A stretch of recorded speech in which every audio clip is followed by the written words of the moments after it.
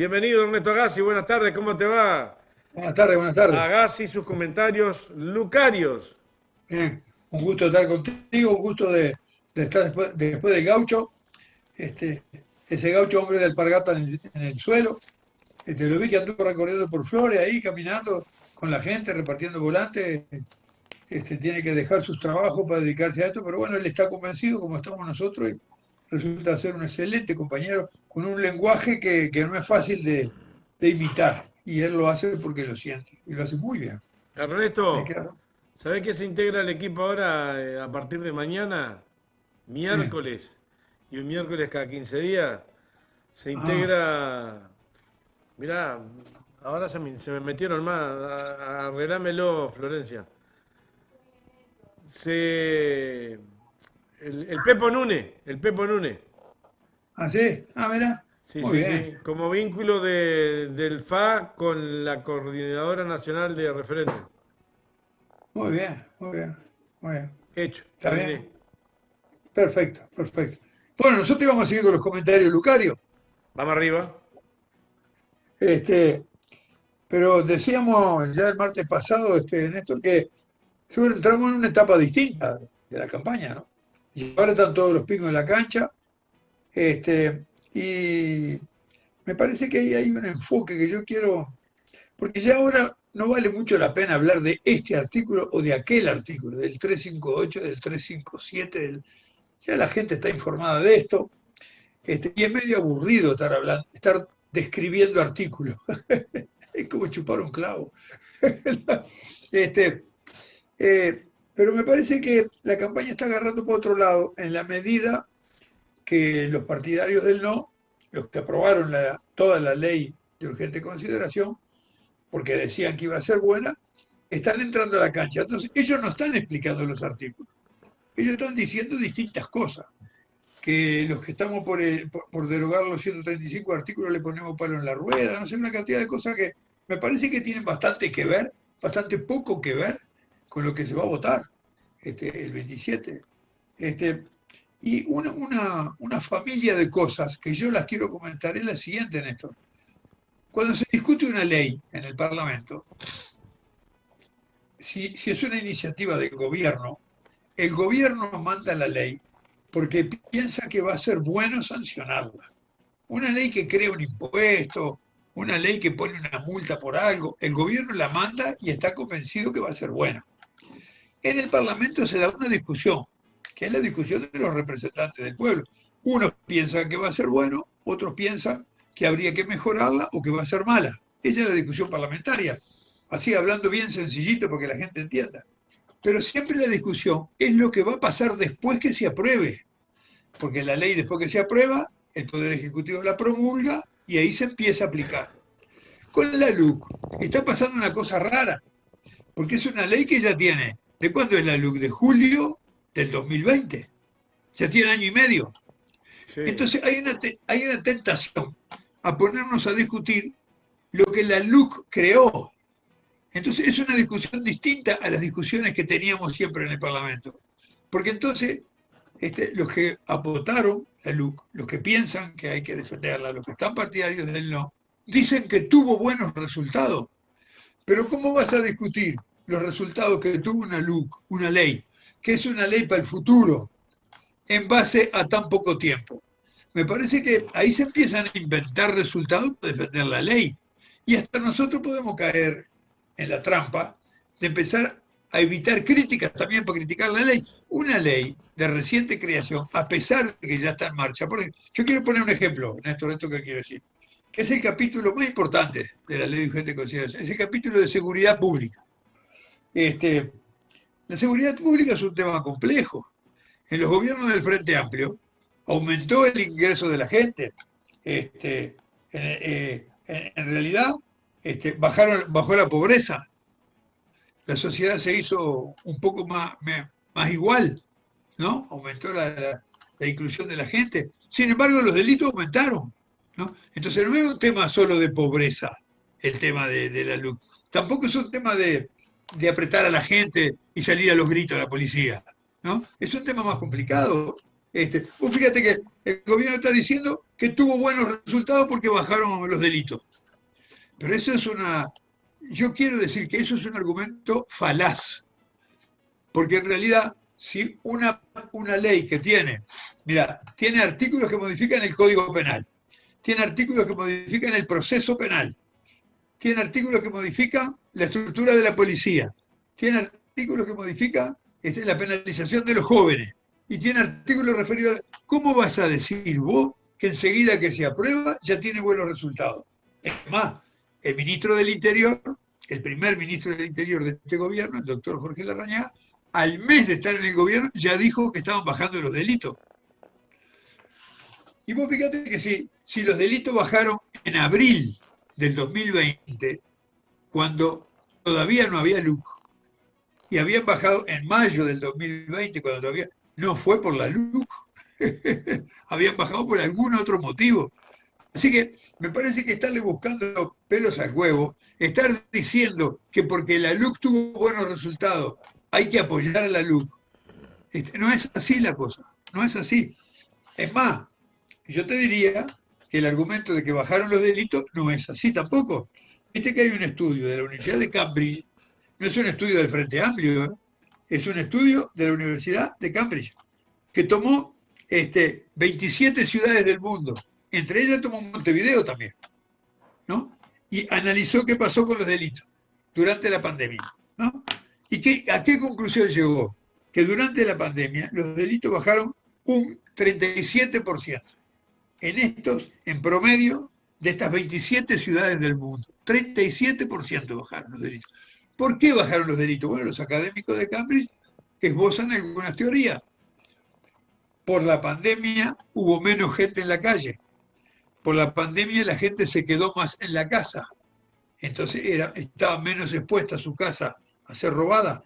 La gente, los delitos, por lo menos las rapiñas en la calle, eran menos probables porque la gente no estaba circulando. La menor circulación, el estar más adentro de las propiedades, ellos dicen que eso pueden ser causas, porque los investigadores nunca te dicen, fue por esto.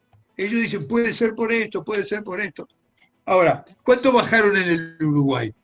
Los datos que dio el Ministerio del Interior, los dio el actual ministro, Luis Alberto Heber, dijo que los hurtos bajaron 20%, que las rapiñas bajaron 18%, que los homicidios bajaron 23%. Todos bajaron menos de lo que bajaron en el mundo los delitos por el COVID-19.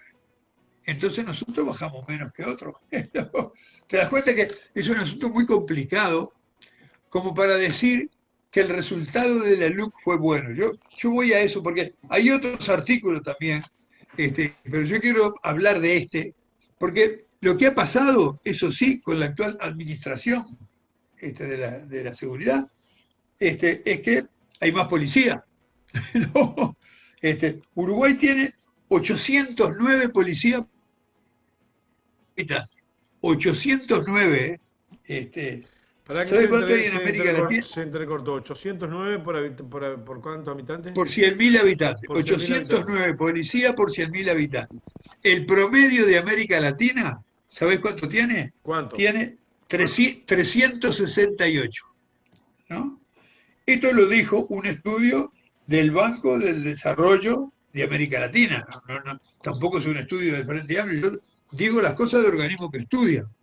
Entonces tenemos muchísima más cantidad de policía y además se facilita ahora que entren los policías retirados también a ser policía, ¿no? También hay más presos, ¿no?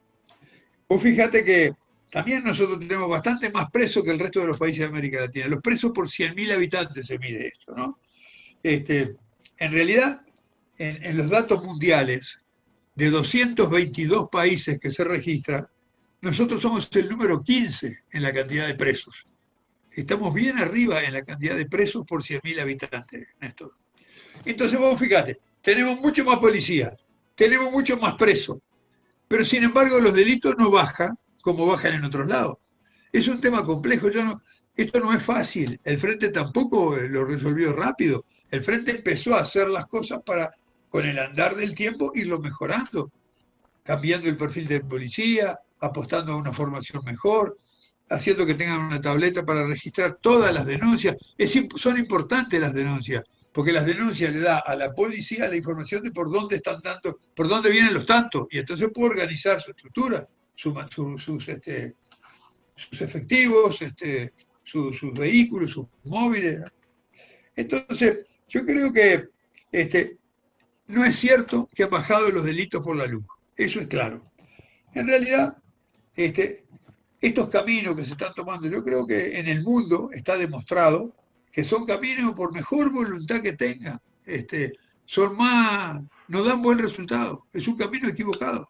Aunque la gente se crea que porque el ministro salía gritando, está más defendida. Al contrario, están habiendo fenómenos de defensa de la gente en este mar, de ir para adelante, de atropellar, de justicia por mano propia, de haber matado a tipos que estaban trabajando, incluso locos que en realidad asesinaron a familiares suyos dentro de la casa. Bueno, pero yo creo que muchos policías, muchos presos, ¿no? Es una política que lo que dicen los organismos que se dedican a estas cosas, Néstor, es que estas políticas que se aplican lo que hacen es combatir los delitos menores. Los delitos, alguien que va a rapiñar, él no sabe si tiene una pena de 12 meses o de 24 meses, tampoco le importa mucho. Él va a eso, ¿no? Él no saca la cuenta, no tiene la formación jurídica para sacar la cuenta. Estos tipos de medidas que se están aplicando acá, lo que hacen, dicen los organismos que se dedican a la seguridad, es combatir los delitos menores, pero no los delitos mayores. Bueno, lo mismo pasa con el déficit fiscal. Este es distinto porque el déficit fiscal sí está teniendo resultados, pero tuvo resultados antes de la LUC y está teniendo resultados después de la LUC. No se puede decir que los resultados del déficit fiscal sean una consecuencia de la LUC, ¿no? El gobierno se comprometió en la campaña, lo estuvo todo el tiempo diciendo cuando gobernaba el Frente Amplio que hay que bajar el déficit fiscal. Hay que mejorar las cuentas públicas. No se puede gastar lo que no se tiene, decía, ¿no? Hay que gastar solo lo que se tiene. Hay que ser austero en el gobierno. Bueno, este gobierno no fue muy austero, ¿no? Porque lo primero que hizo fue subirle el sueldo a los cargos de confianza, a los directores de los entes y a los ministros, ¿no? No fue nada austero, ¿no? Además, la cantidad de cargos de confianza es sabido, sobre todo en algunas intendencias del interior, donde gobierna el Partido Nacional, acomodaron a todo el mundo. Se sabe cuánto, incluso directores a paladas, ¿no?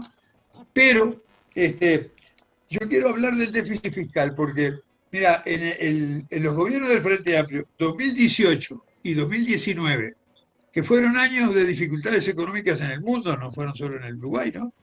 El déficit fiscal en el 2018 fue 2.7%, el déficit fiscal de Uruguay. En el 2019 fue 4.8%. Ahora, cuando subió este gobierno, el déficit fiscal fue 6%. Y ahora bajó un poco, tiene 4,4%. Entonces, lo que dijo el otro día el director de la UPP, Isaac Alfi, en un informe que le hizo al Partido Colorado, lo que dicen ellos en sus manifestaciones públicas, es que en realidad ha bajado el déficit fiscal. Más o menos ha bajado el déficit fiscal. No ha bajado mucho. El Frente tuvo años con déficit fiscal menor que ellos, ¿no? Ahora, está bien, dice, bueno, bajar el déficit fiscal era un compromiso de campaña y era un documento firmado entre los partidos políticos. Muy bien. Pero ¿cuál es el componente más importante por el cual se bajó el déficit fiscal? Por el cual se bajaron los gastos del Estado. ¿Cuál fue el componente más importante? ¿Sabes cuál fue? ¿Cuál? La rebaja de sueldo de los funcionarios y la rebaja de las jubilaciones. Estos días, los integrantes del directorio del BPS están diciendo que con esta trampita que hicieron en el aumento de las jubilaciones a fin de año, se van a ahorrar unos cuantos millones de dólares. Se ahorran millones de dólares porque le pagan menos jubilación a la gente. Y se ahorran millones de dólares porque le pagan menos sueldo a los maestros, a los policías y a los funcionarios públicos. ¿Qué vivo? Si vos le bajás los sueldos a la gente va a patear, los sindicatos van a hacer huelga, todas las cuestiones. Pero eso es una manera muy fácil de achicar el déficit fiscal, ¿no? Así no. Y yo te voy a decir, si viene en un compromiso de campaña bajar el déficit fiscal en el documento que firmaron, en ese documento que firmaron los partidos de la coalición no decía que lo iban a bajar bajando los sueldos y las jubilaciones, Néstor. Si hubieran dicho que iban a mejorar las cuentas públicas, porque iban a bajar los sueldos y las jubilaciones, no hubieran tenido los votos que tuvieron. Se cuidaron muy bien de no decirlo. Ahora, eso ahora, vos mirás las cuentas públicas y es así. Se sabe cuánto ahorra el Estado por haber, viste que los sueldos vienen bajando en el Uruguay, los sueldos de los trabajadores privados, de la fábrica, de la industria, del agro, todos vienen bajando, pero bajan más los sueldos de los empleados públicos. ¿No? Bajan más, están los datos de eso. Yo no voy a dar ensaladas de número acá. En realidad, los comentarios lucarios no son para hacer ensalada de número, pero que bajaron los sueldos, bajaron, que están bajando las jubilaciones, están bajando. Ahora con esta trampita que hicieron de no considerar como la jubilación mínima, el aporte ese que se le da a mediados de año, que la primera vez que se lo sacaron para hacer el cálculo, por lo cual la jubilación subió 240 pesos. Se van a ir a Miami de vacaciones con 240 pesos de aumento de los jubilados. Pero creo que se lo contaron, ¿eh? ¿Eh? Creo que se lo contaron porque era un adelanto. El adelanto que se daba en julio, cuando llegaba diciembre, y se decía que se aumentaban el 4% de las jubilaciones, se aumentaban con todo lo que cobraban los jubilados. Lo que hicieron ellos, le sacaron el adelanto y le aumentaron un 4%. Y entonces le aumentaron. Ahora, lo que pidieron los representantes de los trabajadores y los representantes de los jubilados es que el gobierno diga bien cómo hizo el cálculo, por qué no lo había tenido en cuenta, que lo fundamente, porque también puede ser una cosa que lo revisen. Y es la jubilación mínima, Néstor. Son 15.000 pesos de la gente, por favor. Ahora, yo a lo que voy, es miserable, eso es miserable, porque la gente que gana 14 o 15.000 pesos, apoyarse en ello para ahorrar en el Estado, es miserable. Eso es no tener ningún familiar que vive en esas circunstancias, Néstor. Eso es no conocer el Uruguay, ese Uruguay de abajo, ¿no? Es muy fácil tomar esta medida de tipos que ganan cientos de miles de pesos por mes. Este sí que es un problema de clase. Que aplica la virome, saca la cuenta y dice, trácate. Y le importa un bledo lo que están sufriendo los que no le da para comprar fideo y arroz. En fin, esto, perdonad que yo lo diga así, pero me parece que es así, ¿no? Ahora, esto era un compromiso de campaña, bajar el déficit fiscal. Esto lo habían firmado, pero nunca dijeron cómo lo iban a hacer. Dijeron que iban a sacarle la gordura al presupuesto nacional. Es cierto, en muchos lugares del Estado no contrataron la gente que estaba contratada, los que estaban por contrato los terminaron, bajaron el número de funcionarios, pero también bajaron la cantidad de tareas que el Estado hace, las cosas que atiende. Entonces, ojo, con bajar el número de funcionarios cuando vos cumplís menos funciones, ¿no? Porque todos los incendios que se dieron a fin de año fue porque no se hicieron las inspecciones en los montes, no se revisó que los cortafuegos estuvieran limpios, no se le puso multa a las empresas, no se estuvo ahí arriba recorriendo, no se estuvo trabajando con los ciudadanos de esos pueblos que quedan adentro de los montes forestales, no se obligó a las empresas a poner esos miradores, que hay que poner uno cada tantos kilómetros para ver si sale humo en algún punto y avisarle enseguida a los bomberos, pararon la descentralización de los bomberos, no compraron equipos de seguro. Ahorrando así, después las cuentas te dan. Lo que no te da es el Uruguay después, Néstor. Yo escuchaba, lo que no te da es que los días lunes hay una columna de AEU aquí en Andares, y ayer hablaba uno de los Pablo Andrade, que es integrante del Ejecutivo, representa los jubilados de AEU, y ayer explicaba muy clarito el ahorro que se hacen en la banca oficial el ahorro que se hacen con 2 chirolas más que le sacan a cada uno. Por ejemplo, a los trabajadores de AEU no los reponen en la banca oficial. Sí. Es 3-1. ¿Cómo haces para atender? Entonces empezó a explicarle, bueno, lo que pasa es que si hablame de Aiguá, hablame de acá, la gente la está para cerrar. No hay para atender. Sí. Y algunas cosas son muy graves. Por ejemplo, en el Ministerio de Ganadería, los trabajadores del ministerio tienen muchas tareas. Una de las tareas que tienen son las inspecciones adentro de los frigoríficos. Algunas de las cosas que pasaron, por ejemplo, aquellas cajas de carne que se exportaba a China, que tenían la etiqueta equivocada, eso fue porque no había suficientes funcionarios adentro de la planta controlando las cosas. Entonces, si vos tenés la misma o más tarea que antes y tenés menos gente, andás a las carreras ahí adentro.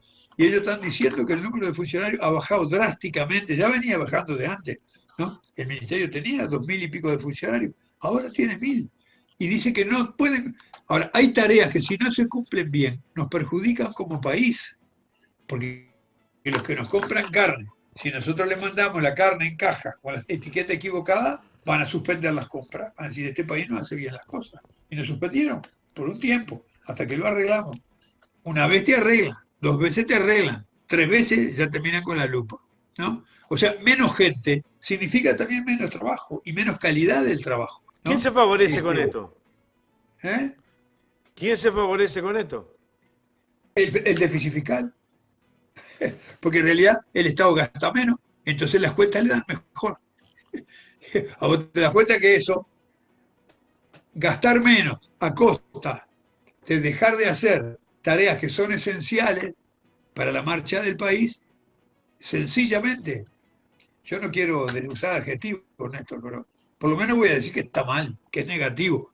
Es negativo para la gente, es negativo para los trabajadores que pierden poder adquisitivo de su trabajo, es negativo para los jubilados, pero más que defender al trabajador y al jubilado, que siempre debemos hacerlo nosotros, la gente de izquierda, el otro asunto es que perjudica al país.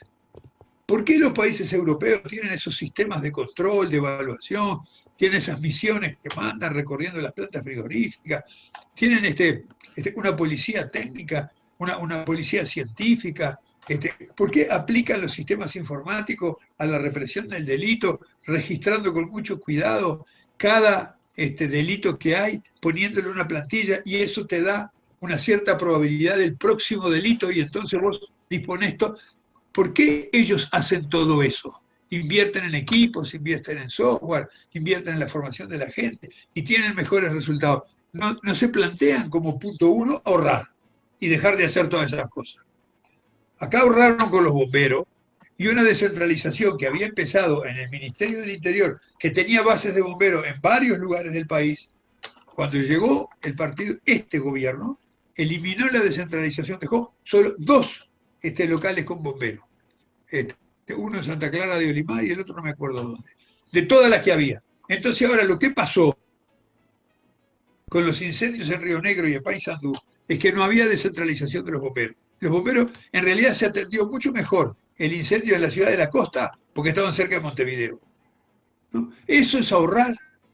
Yo creo que, bueno, uno en las cuentas de uno, en las cuentas de una empresa, en las cuentas de una familia, vos podés ahorrar, sí, seguro. Si compras menos cosas, si en realidad empezás a comer menos variedad, si comes arroz, y no cambias los championes, y en fin, vos podés ahorrar apretando, apretando, apretando, pero después tenés un resultado peor. Vas a estar menos alimentado, peor alimentado, y no vas a hacer las cosas que tenés que hacer viviendo decentemente. A mí me parece que, yo no sé, este tema de haber logrado que baje el déficit fiscal, que en el 2021 ahora cerró con el 4,4%. Sería como antes había sido el 6, lo bajaron a 4%. Yo quisiera que los amigos que miran Andares, que ellos digan si eso fue bueno o eso fue malo de la forma en cómo se hizo. ¿Es bueno que haya bajado el gasto público bajando las jubilaciones y los sueldos? ¿O sería mejor mantener el gasto público y buscarle por otro lado? En todo caso, poner algún impuesto a gente que tiene mayores ingresos en vez de ponérselo a Juan Pueblo, y mejorar las jubilaciones. Porque el otro aspecto que tiene cuando bajan la jubilación y bajan los sueldos es lo que le pasa al comercio nacional, ¿no? A los comercios de cercanía, a los comercios, a la farmacia, no a Farmashop, a la farmacia, al comercio de las carnicerías. En realidad, todo se resiente. Esto no hay que explicar.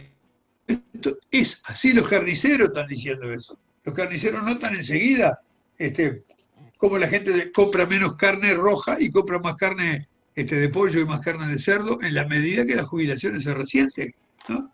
porque el estómago de los uruguayos tiene más o menos el mismo volumen, ¿eh? El de uno que vive en Carrasco y que es gerente de un banco, a uno que vive en Casamaya. El estómago es medio parecido. ¿Con qué se llena ese asunto? ¿No? Así que yo como comentario, Lucas, me refiero a las cosas que se prometieron, a las cosas que están pasando y a las cosas que el gobierno dice que son buenas, ¿no? Y yo quiero que la ciudadanía piense con su cabeza. ¿Fue bueno bajar el déficit fiscal de esta manera, haciendo esto? Y capaz que uno, también había un compromiso, ¿no? Y la ley de urgente consideración lo contiene en varios artículos. ¿Te acordás que la primera LUC desmonopolizaban a ANCAP y iban a importar el combustible? Claro, se cerraba la empresa y traíamos combustible de afuera. Bueno, después hubo discusiones varias en la sociedad, discusión adentro de los partidos de la coalición, y eso se cambió, ¿no? En la segunda LUC apareció el PPI, o sea, los combustibles van a fijar un precio, lo va a fijar el Poder Ejecutivo, no va a importar, va a mantener la refinería de La Teja. Pero la URSEA, la Unidad Reguladora de los Servicios de Energía y Agua, y ANCAP tienen que hacerle un informe al Ejecutivo de cómo van las cuentas. Porque viste que el precio del combustible depende de muchas cosas. ¿Cuánto vale el petróleo? Nosotros compramos millones de litros de petróleo, ¿no? Un barco por mes de petróleo, ¿no? Y ese petróleo es el que va a la refinería, y en la refinería logramos la nafta, el gasoil, los alquitranes, todas las cosas que produce la refinería, ¿no? Entonces, dijeron, bueno, muy bien, pero que se fije el precio teniendo en cuenta los precios internacionales. No vamos a importar en lugar de refinar, pero cuando se fije el precio vamos a ver cuánto vale en otros lados. Esto es un tema bastante enredado, te voy a decir. Porque cuando el Frente Amplio estuvo en el gobierno y los que ahora son gobiernos criticaban el precio de los combustibles, en realidad decían que Uruguay tenía los combustibles más caros del mundo, ¿no? Y que había que traer el combustible porque en otros lados era más barato. Ahora lo que está pasando es que el petróleo está subiendo de precio. Y si vos te vas a guiar por el precio de paridad de importación, lo tendrías que subir, ¿no? Entonces vos fíjate, el gobierno estableció en la LUC un criterio que fue el de paridad de importación, que toda la fijación del precio de los combustibles tenía que ser según el precio de los demás países, y que nosotros tendríamos que tener un precio en consonancia con el de los demás países. Pero lo que le está pasando ahora al Uruguay, en realidad, es que como sube el precio del petróleo, tendría que subir el precio de los combustibles. Si seguía por el PPI, por lo que vale en otros lados. El combustible está subiendo en todos lados, ¿no? Anteayer subió en Francia, 4 días antes había subido en España. Hay discusiones, pero si sube el petróleo, porque iba a haber una guerra en Ucrania, bueno, ahora parece que la guerra en Ucrania se enfrió un poco. El precio del petróleo en el mundo no lo fijas vos, ni lo fija Arbeleche, ni lo fija La Calle, ni lo fija Mujica. Y menos un país tan pequeño como este en cuanto a la cantidad de litros que se venden. Muchacho, seguro. Nosotros compramos una pizca del petróleo del mundo, ¿no? Y además los países grandes productores crearon la UP para defender el precio, porque para ellos el petróleo es como para nosotros la carne. No lo van a regalar, son sus ingresos, ¿viste? Entonces, el precio del petróleo se fija por mecanismos mundiales, ¿no? Si el precio del petróleo sube, ¿cómo hacemos nosotros para bajar el combustible? Porque el gobierno dijo que iba a bajar el combustible. El señor presidente dijo en acto, está todo grabado, vamos a bajar los combustibles. Sí, bájalo.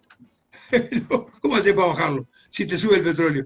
En realidad te empieza a dar las cuentas de ANCAP negativas, no podés bajarlo. Hay cosas que uno las puede decir fácilmente y pueden ser buenas intenciones. Y puede ser para engrupir a la gente diciéndole que vas a hacer algo bueno. Pero después no lo podés hacer. Porque estando en el gobierno, nadie va a hacer lo que quiere. Tiene que hacer lo que debe y como puede. Porque los números son los números, las cuentas son las cuentas. Los negocios internacionales, los negocios nacionales, los impuestos, todo eso hay que tenerlo en cuenta. Entonces, vos fíjate que ellos dijeron que iban a bajar los combustibles. Crearon un mecanismo en la LUC para bajar los combustibles que fue el PPI. Y en realidad, ¿qué pasó con esto? ¿No?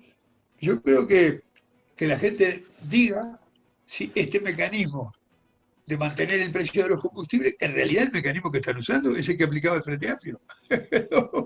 Mirando un poco el precio del petróleo, mirando el precio acá en el país, mirando las necesidades de la gente. La diferencia es que ahora no están respetando la ley que aprobaron. Entonces yo digo, Néstor, ¿para qué aprobaron la ley si después no la iban a aplicar? No la van a aplicar ahora, antes del 27. Si la ley existe, no sé qué es lo que van a hacer después. Porque esto es lo que tienen las leyes, el futuro. Nos tenemos que ir. Es una macana porque yo tenía otros ejemplos. Pero bueno, me parece que yo he dado algunos criterios, algunas cosas que están pasando, algo que está en la discusión, algo que se dijo que se iba a hacer y no se pudo, algo que la gente tiene que pensar si eso que pusieron en la ley es bueno o no es bueno. Y lo tiene que decir cada uno con su corazoncito y en realidad no tiene que votar ni al no ni votar en blanco. Tiene que votar para anular el voto o votar el sí. Y nosotros trabajamos para que vote el sí, porque eso es lo que defiende los derechos de la mayoría de nuestra población. En el último de los casos, si gana el sí, no es borrar todo, sino volver a discutir en otras condiciones y mirando. Yo no sé qué opinaría la gente si la nafta le sube lo que le sube. Por lo tanto, estaría bueno que gane el sí para de alguna manera, bueno, el que quiera discutir, bueno, vamos a discutirlo, con tiempo. ¿Sabés lo que va a pasar si gana el sí? Sí. Vamos a tener que hacer lo que el gobierno no quiso hacer, que es discutir cada uno de los asuntos bien discutidos, escuchando a las organizaciones académicas, escuchando a los sindicatos, escuchando a las empresas, ir resolviendo los temas de a uno, discutiéndolo en la sociedad. Eso no lo quisieron hacer. Trajeron una ley que era una ley atropello, te paso por arriba y me la votás en 30 días.